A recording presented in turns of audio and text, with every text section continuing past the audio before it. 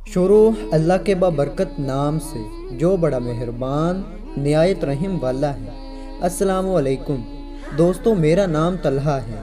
آج سے 2 سال پہلے میں اسے اپنے کسی رشتہ دار کی شادی میں ملا۔ اس کے بارے میں کچھ زیادہ نہیں جانتا تھا، نہ وہ مجھے جانتی تھی۔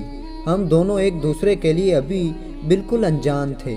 اپنی امی سے معلوم کرنے کے بعد پتہ چلا کہ ہمارے کوئی دور کے رشتہ دار ہیں جن کی طرف ہمارا آنا جانا نہیں ہے، بس کسی فیملی فنکشن پہ ملاقات ہو جاتی ہے۔ محبت کا آغاز کچھ یوں شروع ہوا جب ہم دونوں نے پہلی بار ایک دوسرے سے بات کی اور جاننے کی غرض سے کافی دیر تک بات ہوتی رہی۔ اگلے دن پھر یہی صورتحال تھی، حتیٰ کہ جب تک ہم وہاں تھے ہمارا روز کا معمول بن گیا کسی نہ کسی بہانے ایک دوسرے سے بات کریں۔ جب واپسی کا وقت آیا تو محترمہ نے اپنا کانٹیکٹ نمبر تھما دیا کہ جو بات رہ گئی وہ ہم واٹس ایپ پر کر لیں گے۔ اپنے موبائل میں نمبر محفوظ کر کے محترمہ کو پہلا میسج سلام کا کیا تو رات گزر جانے کے بعد اگلی صبح وعلیکم السلام کا میسج موصول ہوا۔ اسی طرح سے بات شروع ہو گئی اور یہ بات کرنا کب محبت میں بدل گیا نہ مجھے محسوس ہوا نہ ہی اسے۔ خیر وقت گزرتا رہا اور ہماری انڈرسٹینڈنگ کافی زیادہ ہو گئی۔ آخر کار وہ دن آیا جب اس نے مجھ سے اپنے محبت کا اظہار کیا۔ ایک پل کے لیے تو میں کنفیوز تھا کہ کیا میں اس کی محبت پہ، اس کے اعتماد پہ پورا اتر سکوں گا۔ بالآخر نتیجے پر پہنچنے کے بعد میں نے بھی اپنے اندر کے جذبات کا اظہار کر دیا۔ ہم بہت خوش تھے، روزانہ گھنٹوں تک باتیں ہوتی تھیں، ایک دوسرے سے ملنے کی طلب اب حد سے گزر رہی تھی۔ خیر ملاقات کی حسرت کو اندر ہی اندر دبا دیا تھا کیونکہ ملنا ممکن نہیں تھا۔ میں لاہور میں تھا، وہ حیدرآباد میں۔ 1 سال گزر جانے کے بعد اس کی محبت میں کمی آنے لگی جو مجھے محسوس بھی ہو رہا تھا، لیکن کبھی اس سے ذکر نہیں کیا۔ رفتہ رفتہ اس کا وہ صبح فجر کی نماز کے بعد میسج کرنا بھی بند ہو گیا۔ رات کو دیر تک بات کرنا بھی اب صرف چند منٹوں تک ہی محدود ہو کر رہ گیا۔ پہلے جس کی آواز سنے بغیر گزارا نہیں ہوتا تھا، اب وہ میری آواز کو پسند بھی نہیں کرتی تھی۔ میں اس کے ساتھ مخلص رہا، کوئی شکوہ شکایت نہیں کی، بھلے اسے مجھ سے ہزاروں شکوے ہوں، پر مجھے کوئی شکوہ نہیں تھا۔ اس سے بے پناہ محبت تھی جو میں لفظوں میں بیان نہیں کر سکتا۔ وقت گزرا تو سوچا اپنی غلطی پوچھوں، کال کرنے کا سوچا، کال کی، محترمہ نے کاٹ دی۔ واٹس ایپ پہ میسج آیا، اکھڑے ہوئے الفاظ، بد لحاظ سا لہجہ جس کی مجھے توقع نہیں تھی۔ نہ جانے وہ الفاظ اور وقت مجھ پر بجلی کی طرح گرے۔ مجھے اس سے پہلی ملاقات کا وقت یاد آیا، اس کی وہ محبت یاد آئی جو اسے مجھ سے تھی۔ پھر اچانک یہ سب کہاں گیا؟ میں تو وہیں تھا لیکن وہ آگے نکل چکی تھی۔ پیچھے دیکھنا گوارا نہیں کیا۔ 1 مہینہ اس سے کوئی رابطہ نہیں تھا۔ بالآخر میں نے حیدرآباد جانے کا فیصلہ کیا۔ گھر میں بہانہ بنا کر میں حیدرآباد کو نکل گیا۔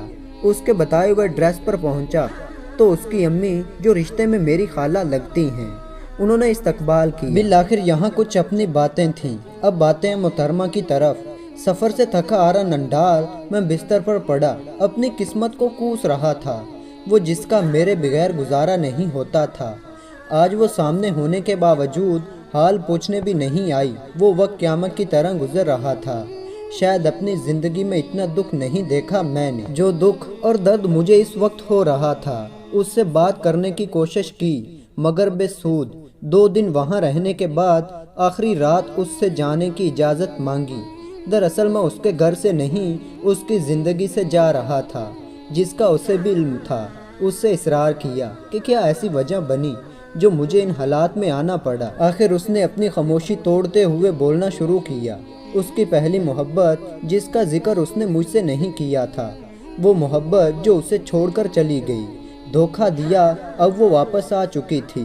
میری محبت شاید اس کے سامنے ویسی نہ ہو جیسی اسے کوئی پہلے کرتا تھا، میرا صرف استعمال کیا گیا۔ جبکہ میں نے محبت کی، اس کی پہلی محبت کے پاس وہ سب کچھ تھا جو اسے چاہیے تھا۔ اگر وہ مجھے اپنی خواہشات بتاتی تو میں صرف اسی کے لیے وہ کرتا جو وہ چاہتی تھی، لیکن یہاں بھی غلط میں ٹھہرا کیونکہ میں نے پوچھا نہیں تھا۔ بالآخر وہ رات وہاں جیسے بھی گزاری۔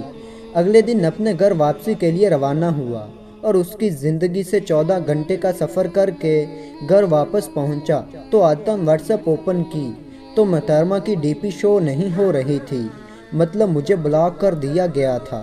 ये देखकर उसकी नफ़रत का पता चल गया, जिसको मैं मोहब्बत समझ बैठा था। दरअसल वो नफ़रत थी। अब यहाँ से आगे हमारा कोई भी राब्ता नहीं हुआ 1 साल तक। फिर एक नामालूम नंबर से कॉल आई।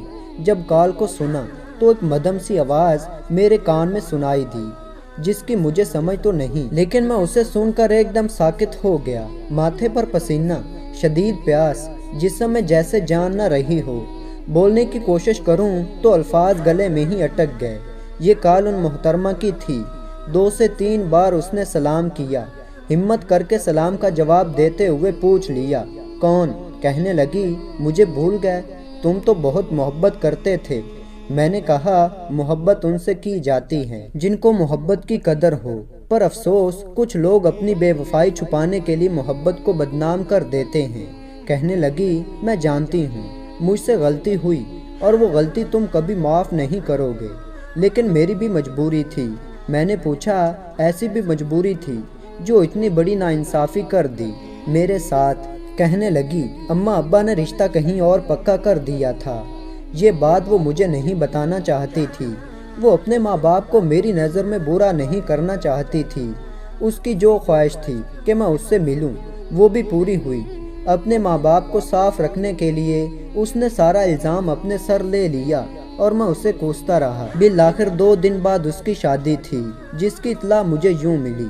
उसके बाद मन का बोझ हल्का करने के बाद एक दूसरे को खैर बात कहा, लेकिन आज मेरे पास वो सब कुछ है जो उसे चाहिए था। सिर्फ वो नहीं है जो मुझे चाहिए था। आज वो किसी और का नाम अपने नाम के साथ लगाती है। पता नहीं कहाँ है, कैसी है। उसके बाद नंबर भी बंद था और कोई रास्ता नहीं मिला उससे बात करने का। मालूम यही हुआ कि उसकी शादी हो गई है। ये मेरी अपनी आप बीती है। आप में से कुछ दोस्तों के साथ ऐसा हुआ होगा। कुछ लोग सिर्फ तफरीह के लिए पढ़ेंगे, लेकिन ये मेरी ज़िंदगी का एक ऐसा वाक़या है जिसमें मेरी पूरी ज़िंदगी है। आखिर मैं एक ही बात करूँगा, लड़की धोखा देती है तो किसी दूसरे के लिए, जब किसी को छोड़ती है तो सिर्फ अपने माँ बाप के लिए। उसे धोखा नहीं, कुर्बानी कहते हैं। जो मुझे उसने बताया, आप सब दोस्तों से गुजारिश है उसकी खुशहाल ज़िंदगी के लिए दुआ कर दें। वो जहाँ भी रहे खुश रहे, आमीन या रब्बुल आलमीन। तो दोस्तों, ऐसी ही शानदार वीडियो देखने के लिए चैनल को सब्सक्राइब करें। तो मिलते हैं ऐसी एक अच्छी वीडियो में, तब तक के लिए अल्लाह हाफिज़।